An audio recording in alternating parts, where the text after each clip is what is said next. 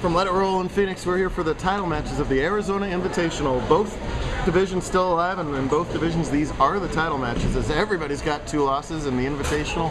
It's lose 3 times and you're out, so this is going to decide it.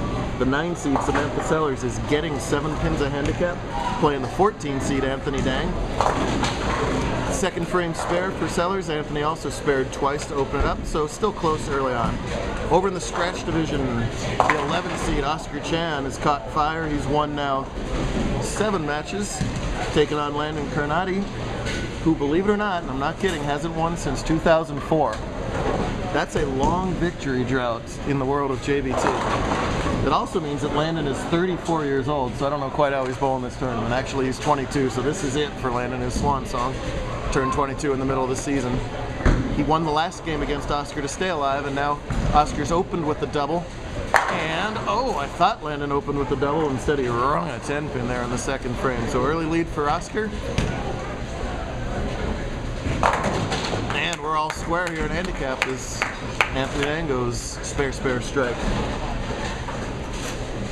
Anthony opened up the finals winning 4 in a row, then he lost 2 in a row, including 1-2 Sellers.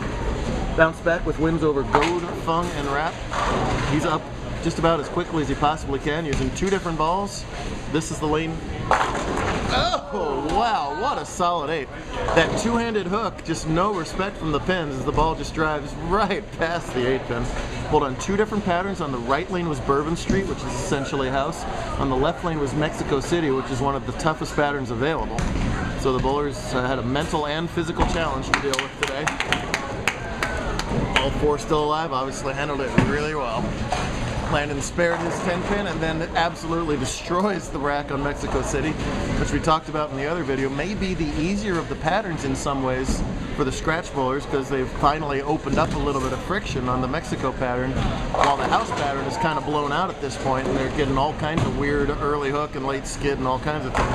Oscar struggled in the last match on the house lane, which is this one, but he also moved pairs, so he likes it better this time. Looks like it, as that was dead nut the whole way. 3 in a row and an early 20-pin lead for Chan. Sellers with the performance of her JBT career. This is her high finish, win or lose. Nicely done cross lane at the 10 pin as well. Started out with an early loss as her opponent shot 288 at her. That was her fault, nothing she can do about that.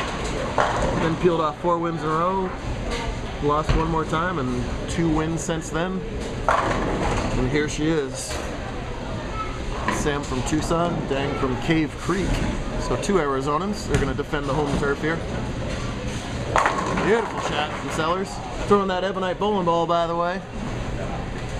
Thanks as always to Ebonite for sponsoring our tour. And Sam is cracking up. What is wrong? What is going on here? She has completely lost it. Are you laughing at the fan? Grandpa. Ah, this is Grandpa right to my right here. She's entertained by Grandpa. Ah, and Anthony just shreds the rack again. Good one brewing here in the handicap division. My goodness, this looks like the scratch division right now. Lanndyn strike working in the 4th. That time the 10 pin falls over and he kind of stares at it to say, that's right, you better fall. All that power, my goodness. Powerful Hawaiian. Whoa, way wide that time was Dang. When Dang's ball is in the 1-2 pocket, he's as good as anybody, but is, you know, still a learning bowler. Once he's off, it can be way off, and that big hook ball can leave big puzzles like that. You got to remember, this kid started at 130 this season. He's just improved by leaps and bounds. This will be close. Nope, but instead it's only 3 out. Meanwhile, Mama Dang being unbelievably quiet. We're used to hearing Mama Dang in these videos right now, but she's just sitting over here in Mama Dang's world.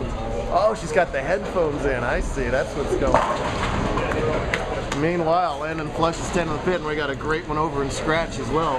Guys are bringing it for $1,000 for first place. Sellers wide on the Mexico pattern.